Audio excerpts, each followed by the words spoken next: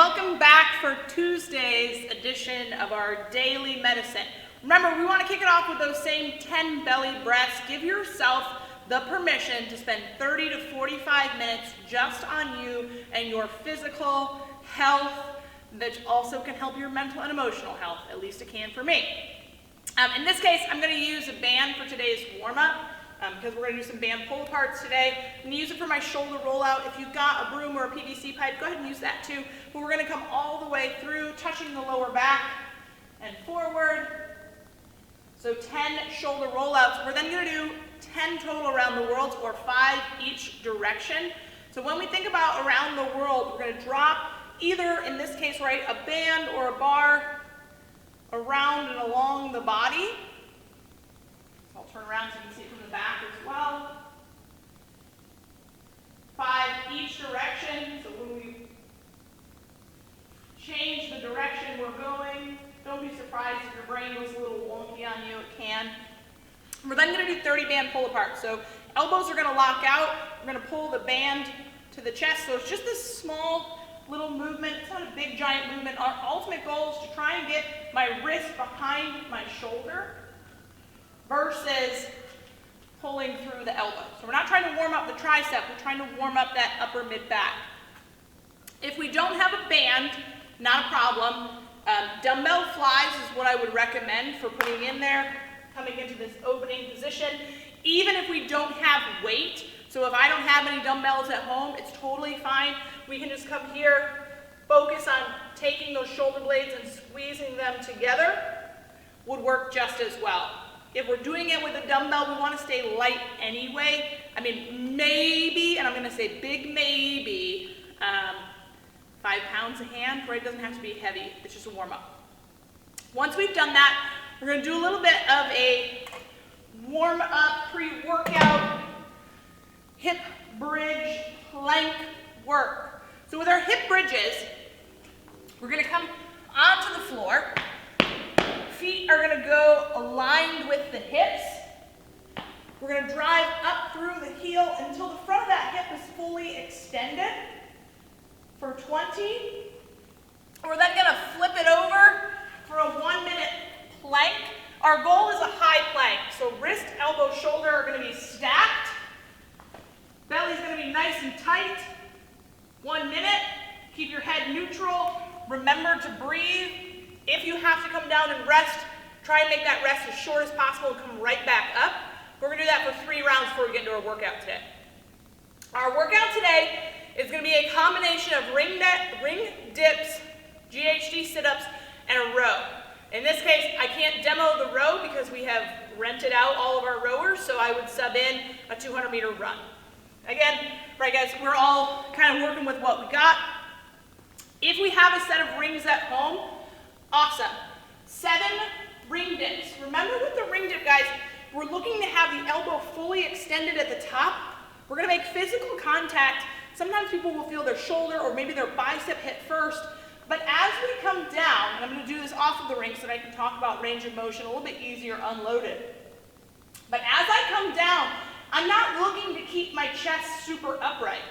Right? We're going to feel all jammed and my traps are already like screaming at me and I'm not loaded. Instead, we're going to think, right, that duck that comes and dips his nose in the water, same idea. As I go down, elbows are going to go back, chest and nose are going to come forward. We're going to extend through the tricep to get back up. There's been a lot of misconception with that chest dipping forward. A lot of times I'll hear people say, well, I thought the chest coming forward was quote unquote cheating. It's not, it's proper range of motion. That would look something as follows. So we would come up to our support position, chest would come forward, pushing through the tricep to come back up. If we are not in a place where with a set of rings we can do 7 ring dips, we can always band it. If we've got a band, we can also just work on that strength to hold. So we would do 7 jumps to support. So coming up, 1,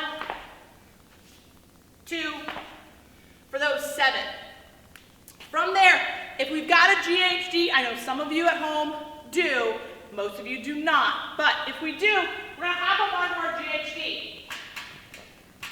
A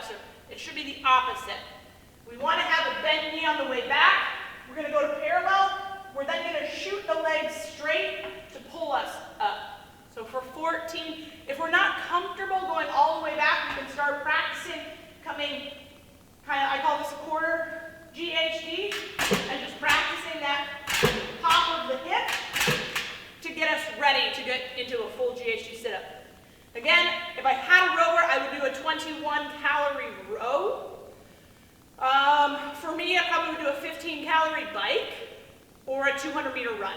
So those are kind of your options. If we don't have this equipment laying around at home, which many of you I get do not, we're going to come into the 14-minute AMRAP variation of bench or box dips. So coming onto the edge of a bench, in this case, if you had a box, chairs work great, right? Dining room chairs work great. From here, I'm going to extend my feet straight. I'm going to drop down till my shoulder and my elbow are close to parallel and press up from there. If that's too much on the shoulder, if I put my feet directly underneath me, now I can use some of my legs to help drive through that. If that's too easy, I want to then start raising my feet up. From there, we'll drop down. 14 weighted sit-ups. If we don't have an ab mat at home, I have found that couch pillows, a rolled-up towel or a sweatshirt works as well. We're going to come in holding an object on our chest. Could be a plate. It could be a dumbbell. It could be a kettlebell. But we're going to look to have the shoulders touch the ground all the way to that full seated position. From here, we're going to head out for a 200-meter run. Both the workout of the day and the capacity or the other equipped today are 14-minute AMRAP, so that's going to be the same. Of course, I didn't bring a foam roller to show you guys the thoracic spine extension. We'll walk through it as if I had it. I'm going to use my gel ball to stretch my thoracic spine. So again, we're putting, in this case, the foam roller or my gel ball just below that curve of the shoulder blade.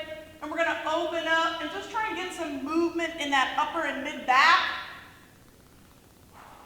Big breaths. I find that if you really focus on your breathing as well, that helps through these kind of like longer holds and stretches, and really just try to feel all the feels that your body is feeling. From there, if I had my foam roller, I would come in and work on smashing that lat. Right? Most people are going to find the closer they get to the armpit, this is how tight my lats are, that a gel ball stretches them. So we're going to do a minute thoracic spine extension, 1 minute smash each side, and we'll see you guys for Wednesday, hump day.